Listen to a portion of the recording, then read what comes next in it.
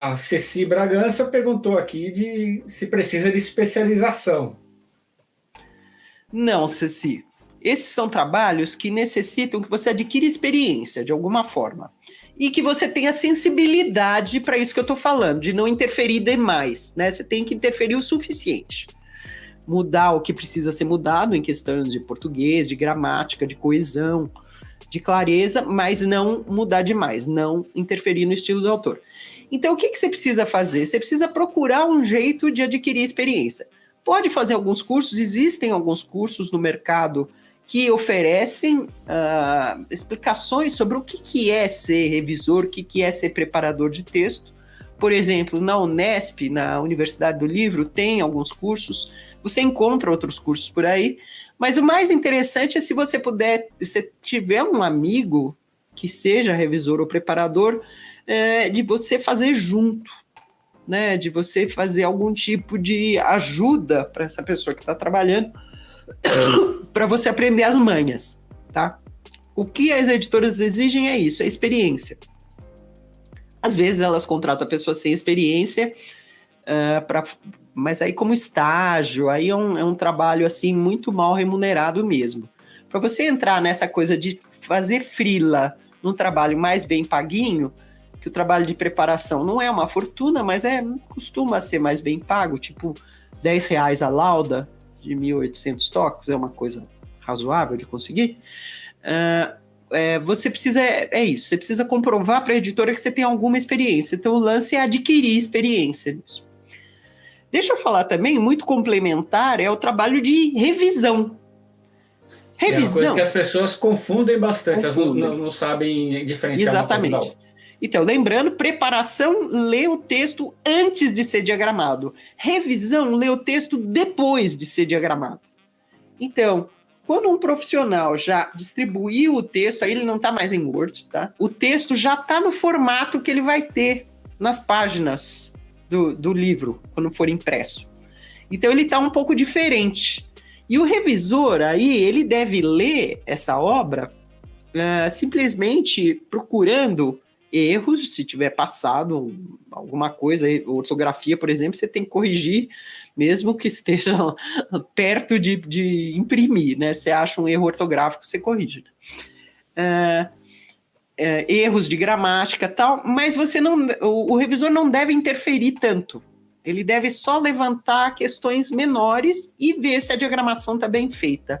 Um bom revisor, ele aprende a olhar título, subtítulo, se as fontes estão corretas, se as notas de rodapé estão no lugar certo, se todas as referências remetem a uma nota, se não está faltando nada, se não houve salto na diagramação. Então, o revisor, o que as editoras entendem como revisor, é uma pessoa que entende não só de português, mas entende também de diagramação, ou seja, com os problemas que pode haver quando o texto é colocado na página.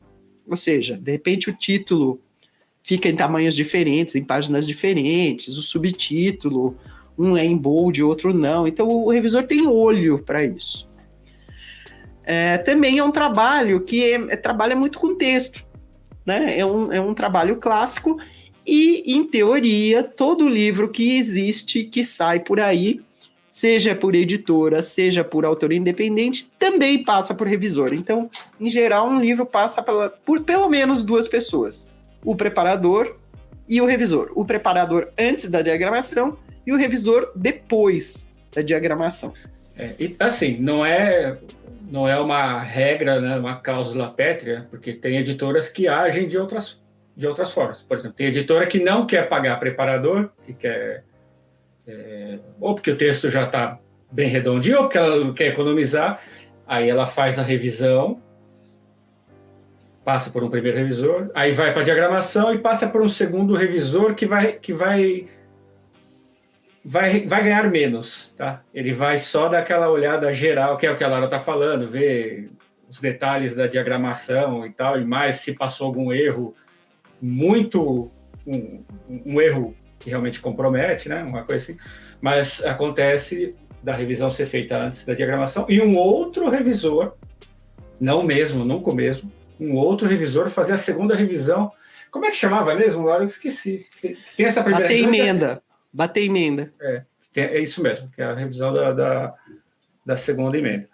Mas não vamos entrar em coisas técnicas aqui. Aqui é só para dar uma ideia, gente, que quem gosta de trabalhar com texto pode encontrar profissões e trabalhos freelancers que dão algum dinheiro, sem tirar a liberdade, né? Dão algum dinheiro para trabalhar com texto. Então, só estamos lembrando aqui, porque a gente fala muito, sim, alguém está comentando aqui que a gente deveria falar de venda de livro.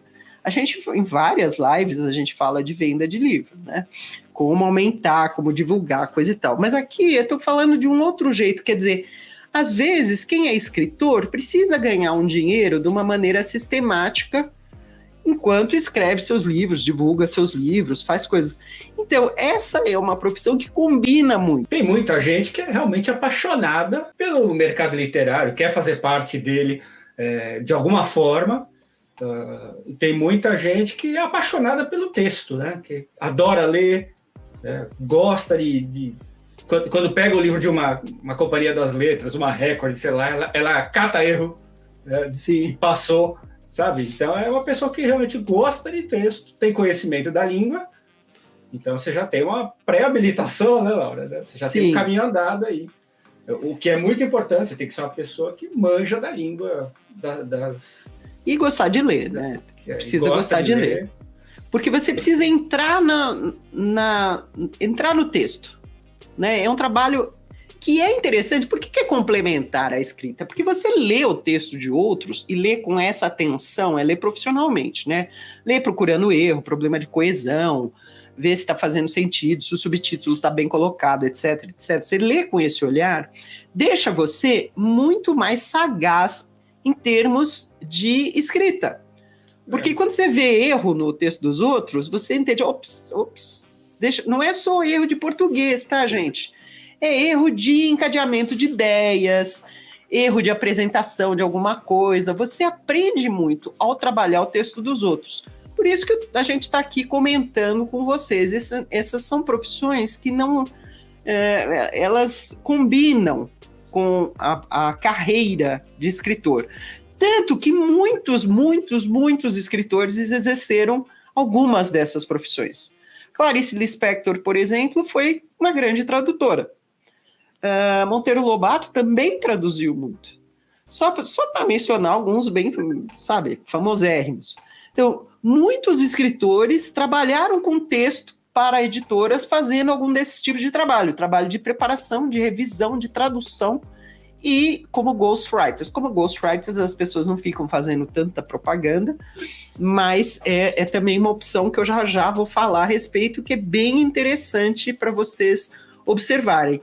Ghostwriting dá mais dinheiro por esforço, né?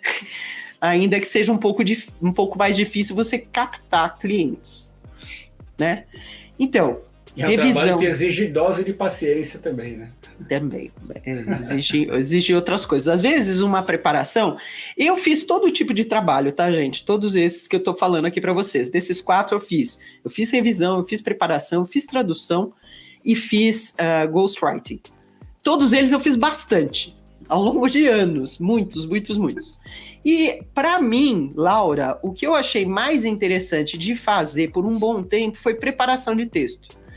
Por quê? Eu achava que preparação de texto era mais rápido. Então, é um texto que você entra, você se descabela, mesmo que o texto tenha, 500 páginas, você acaba isso em uma semana. Então, você mergulha naquilo, se descabela, racha bem a cabeça, resolve os problemas e entrega. E já está livre para fazer outra coisa. Então, eu achava isso mais interessante nas coisas múltiplas. Eu sempre fui uma editora que fazia múltiplas coisas. Eu nunca trabalhei em um lugar só. Mesmo quando eu estava trabalhando em uma editora, eu estava fazendo freela para outra.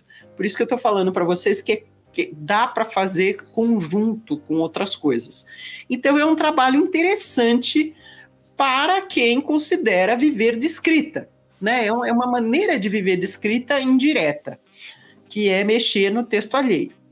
Olá, escritor, aqui é o Sidney Guerra. e eu sou o cara que vai fazer o seu próximo livro. Vou fazer a capa, a diagramação, a revisão, a impressão, vou entregar o livro pronto para você. Para saber mais, dá uma olhada aqui embaixo na descrição desse vídeo.